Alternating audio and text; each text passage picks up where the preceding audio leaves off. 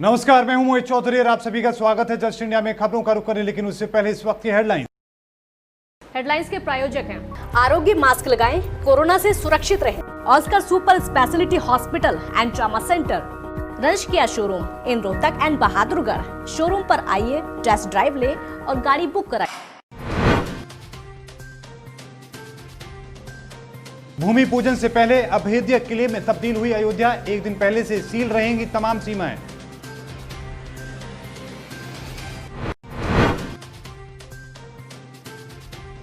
योगी सरकार का रक्षाबंधन पर बहनों को बड़ा तोहफा। रक्षाबंधन पर महिलाएं रोडवेज में कर सकेंगी मुफ्त में सफर।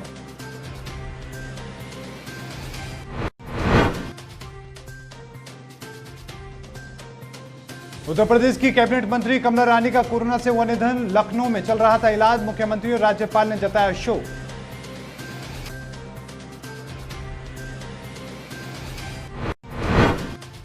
और बुलंदशहर में अधिवक्ता की हत्याकांड के बाद पुलिस अधीक्षक ने की बड़ी कार्रवाई। लापरवाही बरतने पर मखदूमगंज चौकी प्रभारी सस्पेंड।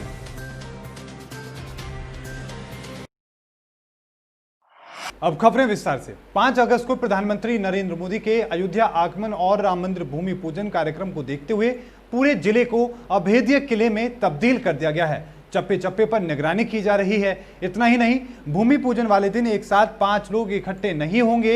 एक दिन पहले ही अयोध्या की सीमाएं सील कर दी जाएंगी, यानी कि जितने भी न्योते और मेहमान जो होंगे वो 4 अगस्त को ही पहुंच जाएंगे। और इसके साथ ही शनिवार को मुख्य सचिव, अपर मुख्य सचिव, गृह डीजीपी सहित अन्य अधिकारी ने अयोध्या का दौरा कर राम जन्मभूमि सहित पूरी अयोध्या की सुरक्षा का ब्लूप्रिंट तैयार करके अधिकारियों को उस पर अमल करने के निर्देश जारी किए हैं, जिसके तहत प्रधानमंत्री के दौरे के दौरान कई प्रोटोकॉल का पालन करना जरूरी होगा। सबसे पहला प्रोटोकॉल कोरोना वायरस को लेकर है, जिस पर प्रशासन का पूरा फोकस है। डीआईजी एसएसपी दीपक कुमार ने बताया कि प्रधानमंत्री की सुरक्षा को लेकर तमाम एजेंसियों के साथ बैठक हुई है। पूरी तैयारी है। सुरक्षा के तमाम जो है मानक उनको पूरा कर लिया गया है। कोविड प्रोटोकॉल के तहत अयोध्या में 5 अगस्त को एक साथ एक जगह पर 5 लोगों से ज्यादा जुटने नहीं दिया जाएगा। दीपक कुमार ने बताया कि जितने भी वीवीआईपी आएंगे या फिर जितने भी न्योते दिए गए हैं, जो मेहमान आएंगे, उन सभी सुरक्षा के उनके इंतजाम कड़े किए गए हैं। सुरक्षा को लेकर हम पूरी तरीके से सतर्क हैं। चाहे मेहमान हो, वीवीआईपी हो या फिर आम अयोध्यावासी हो, सभी को पूरी सुरक्षा दी जाएगी। दीपक कुमार के मुताबिक भूमि पूजन के मुख्य कार्यक्रम की पूर्व संध्या से ही हरियाणा और इसके साथ साथ अयोध्या फैजाबाद शहर की सभी सीमाएं सील कर दी जाएंगी। किसी को भी प्रवेश करने की अनुमति नहीं दी जाएगी।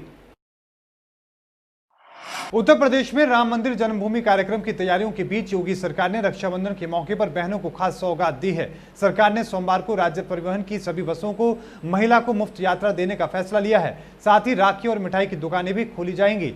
रक्षाबंधन पर लोगों की सहूलियत के लिए उत्तर प्रदेश सरकार ने यह बड़ा फैसला लिया है। निर्देश के मुताबिक लॉकडाउन के निर्देश में रविवार को लागू नहीं होंगे और लोगों को नियमों का पालन करते हुए खरीदारी की छूट मिलेगी। आपको बता दें कि उत्तर प्रदेश में कोरोना संक्रमण से एहतियात के तौर पर सरकार ने हर शनिवार और रविवार को लॉकडाउन करने का फैसला लिया हुआ था, मगर इस रविवार सरकार ने लोगों को थोड़ी राहत दी है। उप निदेशक दिनेश गुप्ता ने बताया कि शनिवार रात 12 बजे से रविवार मध्य रात्रि 12 बजे तक 24 घंटे के लिए निगम की सभी श्रेणियों की बसों में महिला यात्रियों को निःशुल्क यात्रा में सुविधा उपलब्ध होगी। और उन्होंने ये भी बताया कि उत्तर प्रदेश के मुख्यमंत्री योगी आदित्यनाथ के आदेश अनुसार उत्तर प्रदेश रोडवेज की बसों में रक्षाबंधन के दिन महिलाओं को निःशुल्क यात्रा की सुविधा दी जाएगी। रक्षाबंधन के इस पावन पर्व पर उत्तर प्रदेश सड़क परिवहन निगम से जुड़ी हुई सभी बसेज में, हर श्रेणी की बसेज में, हमारी सिटी बसेज में, जिन शहरों में हमारी सिटी बसेज की सुविधा है उन सभी में हमने उनके चलने की व्यवस्था मुफ्त में की है। इसके साथ साथ सुरक्षा की भी पुख्ता व्यवस्था हो सके और किसी भी प्रकार की कोई कठिनाई न हो। हमारी परिवहन निगम की बसेज प्रदेश के अंदर और प्रदेश के बाहर जहां तक जाती हैं, हर बहन, हर बेटी निःशुल्क यात्रा कर सकती हैं। भारत में रिकॉर्ड स्तर पर कोरोना संक्रमितों की संख्या बढ़ रही है। स्वास्थ्य मंत्रालय के ताजा आंकड़ों के मुताबिक अब देश में अब तक और 50,724 लोग कोरोना से संक्रमित हो चुके हैं। इनमें से 37,364 लोगों की मौत हो चुकी है, जबकि 11,45,629 लोग ठीक हो चुके हैं। पिछले 24 घंटों में कोरोना वायरस के 54,736 नए मामले सामने आए हैं और 853 लोगों की मौत हुई है। वहीं उत्तर प्रदेश में कोरोना वायरस का संक्रमण तेजी से बढ़ रहा है। पिछले 24 घंटे में यहां पर 3,840 नए मरीज बढ़े। इसके साथ ही कुल संक्रमितों की संख्या 89,711 हो गई, जबकि एक दिन में 47 लोगों की मौत हुई है। इस तरीके से राज्य में 1677 संक्रमितों की मौत हुई है। राज्य में 36,037 एक्टिव मरीज हैं। वहीं अब तक कुल 51,334 लोगों को अस्पतालों से डिस्चार्ज किया जा चुका है। उत्तर प्रदेश की कैबिनेट मंत्री कमला रानी वरुण का निधन हो गया है। उनका लखनऊ स्थित एसपीजीआई में इलाज चल रहा था, जहां उन्होंने अपनी अंतिम सांस ली है। कमला रानी उत्तर प्रदेश की प्रतिवादिक शिक्षा मंत्री थी। कमला रानी को 2017 में घाटमपुर सीट से विधायक चुना गया था। वो 18 जुलाई को कोरोना संक्रमित हो गई थी, जिसके बाद उन्हें अस्पताल में भर्ती करवा दिया गया था। कमला रानी के निधन पर मुख्यमंत्री योगी आदित्यनाथ ने शोक व्यक्त किया है और इसी के साथ मुख्यमंत्री ने उनके निधन पर शोक व्यक्त करते हुए ट्वीट पर लिखा है कि उत्तर प्रदेश सरकार में मेरी सहयोगी कैबिनेट मंत्री कमला रानी वरुण के असमय निधन की सूचना व्यथित करने वाली है। प्रदेश ने आज एक समर्पित जननेत्री को खो दिया है। उनके परिजनों के प्रति मेरी संवेदनाएं हैं। ईश्वर दिवंगत आत्मा को अपने श्री चरणों में स्थान प्रदान करे। ओम शांति।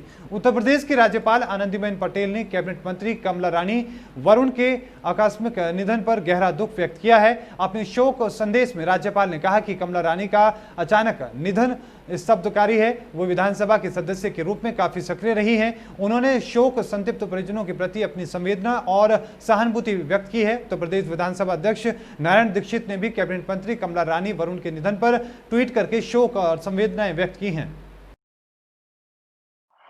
थाना खुर्जा नगर की मखदूमगंज चौकी प्रभारी प्रमोद कुमार को वरिष्ठ पुलिस अधीक्षक पुलिस बुलंदशहर ने जन शिकायत के आधार पर लाइन हाजिर किया था। उप निरीक्षक द्वारा मखदूमगंज चौकी के पीछे घटित घटना के बाद में बरती गई लापरवाही और कार्य आचरण आपत्तिजनक पाए जाने के कारण चौकी प्रभारी मखदूमगंज प्रमोद कुमार को वरिष्ठ पुलिस अधीक्षक ने तत्काल प्रभाग से निलंबित करने के निर्देश दिए हैं। आपको बता दें कि बुलंदशहर के खुर्जा कोतवाली क्षेत्र के गुलशन बिहार से एक सप्ताह पहले लापता अधिवक्ता की 70 लाख के लिए जिगरी दोस्त ने ही हत्या कर दी थी। शव को कबाड़ी बाजार स्थित अपने टाइल्स के गोदाम में दबा दिया गया था। शुक्रवार देर रात पुलिस ने जेसीबी से मलबा हटाकर शव बरामद कर लिया है। दोस्त और उसके 2 नौकरों को पुलिस ने गिरफ्तार भी किया है। 40 साल के अधिवक्ता धर्मेंद्र चौधरी 25 जुलाई को रात में संदिग्ध हालत में गायब हो गए थे। 26 की सुबह क्षेत्र के गांव खबरा रोड पर उनकी बाइक लावारिस हालत में मिली थी। लाई डिटेक्टर टेस्ट कराने के लिए सहमति मांगी, उसने अपनी सहमति दे दी। कल उसे दिल्ली ट्रूथ लैब भेजा गया। वहां पहुंचने के बाद देखने के बाद इसे लगा कि झूठ पकड़ में आ जाएगी, तो इसने बहाना किया कि इसका ब्लड प्रेशर शुगर बढ़ा हुआ है, लाई डिटेक्टर टेस्ट नहीं करा सकता है।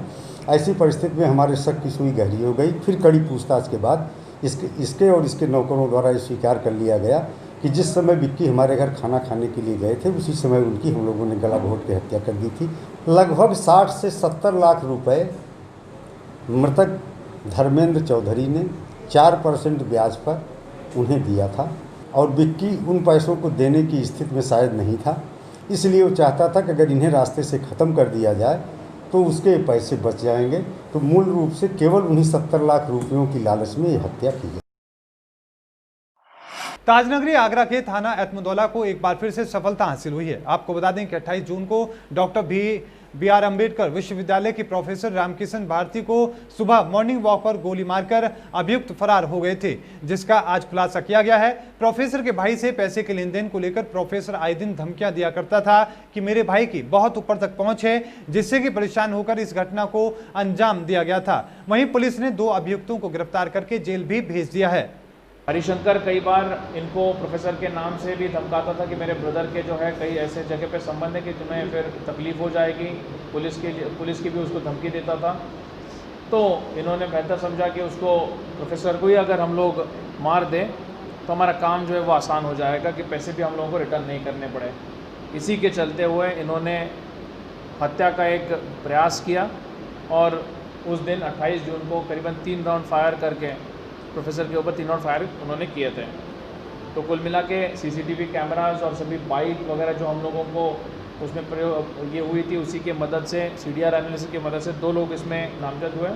नाम उनका सामने आया था, एक का सुरेश और दूसरा मोन्टू। दोनों हमारी गिरफ्त में हैं। उत्तर प्रदेश के जालौन में एक बार फिर से तेज रफ्तार का कहर देखने को मिला है। आज एक अनियंत्रित डीसीएम गाड़ी ने बाइक सवार को सीधे टक्कर मार दी, जिससे बाइक पर बैठे देवर और भाभी की मौके पर ही मौत हो गई। मामले में मिली जानकारी के अनुसार जनपद के जालौन कोतवाली क्षेत्र के ग्राम पमा से देवर और भाभी त्योहार में खर्च के लिए रुपए निकालने के लिए जा रहे थे। इस दौरान सामने से आ रही गाड़ी ने सीधी टक्कर मार दी, जिसमें दोनों की मौके पर ही मौत हो गई। आनन फानन में राहगीरों ने पुलिस, एम्बुलेंस और मृतक के परिजनों को सूचना दी। सूचना मिलने पर स्थानीय पुलिस और एम्बुलेंस सेवा मौके पर पहुंची और दोनों शवों को सामुदायिक स्वास्थ्य केंद्र जालौन पहुंचाया गया, जहां कस्बा चौकी प्रभारी संजीव कुमार दीक्षित ने पंचायतनामा भरकर पोस्टमार्टम के लिए भेज दिया है। मोटर सवार देवर भाभी छिरिया सलेमपुर के पास इनका एक्सीडेंट हो गया है। ये मोटरसाइकिल सवार थे डीसीएम से आज, इनकी मौके पे मृत्यु हो गई है और इनका पंचायतनामा भर करके पीएम की कार्रवाई की जा रही है। डीसीएम पुलिस कस्टडी में ले ली गई है और अग्रिम विधिक कार्रवाई की जा रही है। क्या वाकई में शराब पीने के बाद आदमी अंधा हो जाता है? उसे अपने पराये का कोई ज्ञान नहीं रहता। ऐसा ही एक मामला जनपद के जालौन कोतवाली क्षेत्र के ग्राम अमखेड़ा से सामने आया है, जहां एक जेठ ने शराब के नशे में चूर होकर अपनी विधवा बहू की अस्मत पर हाथ डाल दिया। अपनी अस्मत बचाने के लिए जब बहू ने चिल्लाकर अपनी सास को आवाज दी तो बहू को बचाने दौड़ी सास पर शराबी युवक ने ईंट से हमला कर दिया, जिससे बूढ़ी औरत को चोटें आई और आनन फानन में परिजनों ने उसे इलाज के लिए अस्पताल पहुंचाया और विधवा महिला ने कोतवाली पुलिस को तहरीर दी है। सूचना मिलने पर पुलिस ने सुसंगत धाराओं में मुकदमा दर्ज कर आरोपी की तलाश शुरू कर दी है। मेरे पास ही में घूमना था तो बम के अंदर बहुआ फटी, हम बचाऊंगा सोना कमाता क्या। वो छेड़खानी वाला मामला है। अच्छा। अकेली रहती है घर में। हाँ। 2 बच्ची हैं। हाँ। और माता जी बचाने आई तो उन्हें उसको छोड़ के उनको मारने पीटने लगा। कमरे में थे तो जेठ हमारे आए तो हमारे संगे छेड़खानी की, फिर हम चिल्लाए तो सास हमारी आई, तो इनको फिर गुम्मा पत्थर दिए तो इनको सिर फूट गया। अच्छा, आपकी सास को भी चोटें आई हैं? हाँ। आपके किसने आपके साथ ये छेड़खानी की है? जेठ ने। बुलंदशहर में एक बार फिर बदमाशों के हौसले बुलंद होते नजर आ रहे हैं, जहां पर बाइक लेकर ढाबे के बाहर खड़े युवक पर हमला किया गया है। पीड़ित पर लाठी डंडे लेकर आए लोगों ने जानलेवा हमला किया है। घटना ढाबे पर लगे सीसीटीवी में कैद हो गई। पीड़ित युवक ने मारपीट करने वाले लोगों पर सोने की चैन और पैसे लूटने का भी आरोप लगाया है। शिकायत के बाद मामले में पुलिस बारीकी से जांच में जुट चुकी है। आपको बता दें कि घटना बुलंदशहर के खुर्जा नगर कोतवाली क्षेत्र के अलीगढ़ चुंगी पर स्थित विजय ढाबे की है। एक तो मेघ सिंह था, एक रिक्की था, एक कपिल था। मैं बाइक पे आके बाइक रोकी होटल के आगे, उसने डंडे और सरियाओं से एकदम हमला कर दिया और हमला के बाद मेरा मोबाइल, पर्स और चैन को ले गई। विजय ढाबा ये अलीगढ़ चुंगी का, उसके जस्ट सामने। तहरीर दे दी आपने? तहरीर दे दी, उसमें कोई सुनवाई नहीं हुई। दरवाजे ने बोल दिया ठीक है हम करेंगे, अभी तक कोई कुछ नहीं है। कोरोना महामारी से लड़ने के लिए आरोग्य मास्क लाया है आपके लिए सबसे आधुनिक मास्क। इसके साथ ही आपको मिलेगी आधुनिक पीपीई किट, वो भी बहुत ही सस्ते रेट पर। contact@arogyamask.com पर जाएं और हमसे संपर्क करें या फिर www.arogyamask.com से जुड़ें। इसके साथ ही आप हमें कॉल कर सकते हैं। हमारा पता है Anand international, plot number 181, sector 25, Panipat, Haryana.